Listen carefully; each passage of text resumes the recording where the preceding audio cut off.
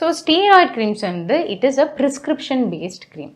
So நம்ம ஊரில் வந்துட்டு ஸ்டீராய்ட் வந்து ப்ரிஸ்கிரிப்ஷன் இருந்தால் தான் நம்ம ஐடியலி நம்ம வந்து பர்ச்சேஸ் பண்ணணும். இப்போ ஒருத்தவங்களுக்கே வந்து ஒரு 6 வாரம் பீரியட் வந்துட்டு எழுதியிருக்கோம் அப்படின்னா அந்த 6 வாரத்துக்கு அப்புறம் அவங்க கண்டினியூ பண்ணணும்னா திருப்பி டாக்டரோட கன்சல்டேஷன் வாங்கணும். அந்த ஏன்னா ஆல்ரெடி ஒரு 6 வாரத்துக்குன்னு தான் எழுதியிருக்காங்க.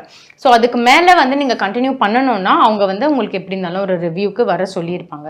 அவங்க அப்படி ரிவ்யூ வர சொல்லாட்டியுமே அவங்க அது நீங்கள் எப்போ ஸ்டாப் பண்ணணும்னா அவங்க முன்னாடியே சொல்லியிருப்பாங்க.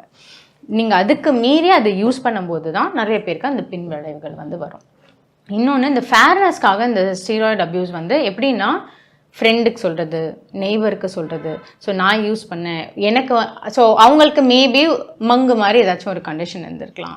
ஸோ அதில் வந்துட்டு அவங்களோட டெர்மட்டாலஜிஸ்ட் வந்துட்டு கொஞ்சம் ஓரளவுக்கு ஸ்டீராய்டு இருக்கிறதா ஏதாச்சும் கொடுத்துருந்துருக்கலாம். பட் அதில் எல்லாமே ஷார்ட் டைம் ஷார்ட் கான்டாக்ட் ரொம்ப மினிமல் அமௌண்ட் தான். அவங்கள பொறுத்த வரைக்கும் நிறைய பேருக்கு மங்குனாலுமே அவங்க பிக்மெண்டேஷன் தான். ஸோ எனக்கு பிக்மெண்டேஷன் போயிடுச்சு, இந்த உனக்கு பிக்மெண்டேஷன் இருக்குல்ல நீ போட்டுக்கோ. அவங்களுக்கு பிக்மெண்டேஷன் வேறு விஷயத்தினால இருக்கலாம்.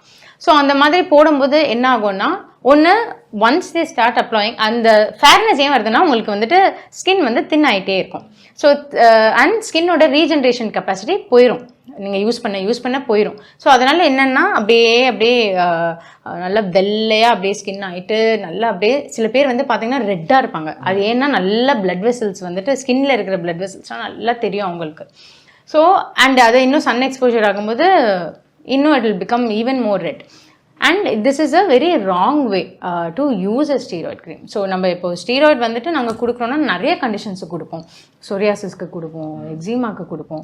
பட் அதுலேயும் டிஃப்ரெண்ட் டைப்ஸ் ஆஃப் ஸ்டீராய்ட்ஸ் இருக்குது. ரொம்ப மைல்டு ஸ்டீராய்ட்லேருந்து ரொம்ப பொட்டன்ட் ஸ்டீராய்ட் வரைக்கும் இருக்குது. அதுலேயுமே எப்படி கொடுக்கணுன்ட்டு இருக்குது, எவ்வளோ. ஸோ ஃபிங்கர் டிப் யூனிட்ஸ்ன்னு சொல்லுவோம். ஸோ ஒரு பேட்சோட சைஸை பொறுத்து இவ்வளோ பர்டிகுலர் அமௌண்ட் யூஸ் பண்ணால் போதும். இல்லை இது வந்துட்டு நீங்கள் ஒரு நாள் விட்டு ஒரு நாள் யூஸ் பண்ணுங்கள், இல்லாட்டி சனிக்கிழமை ஞாயிற்றுக்கிழமை யூஸ் பண்ணுங்கள் அப்படின்னு ஒரு கண்டிஷனுக்கு தகுந்த மாதிரி நம்ம சொல்லுவோம். தவிர்த்து ஒருத்தங்களுக்குமே ஃபிக்ஸ்டுமே கிடையாது அது.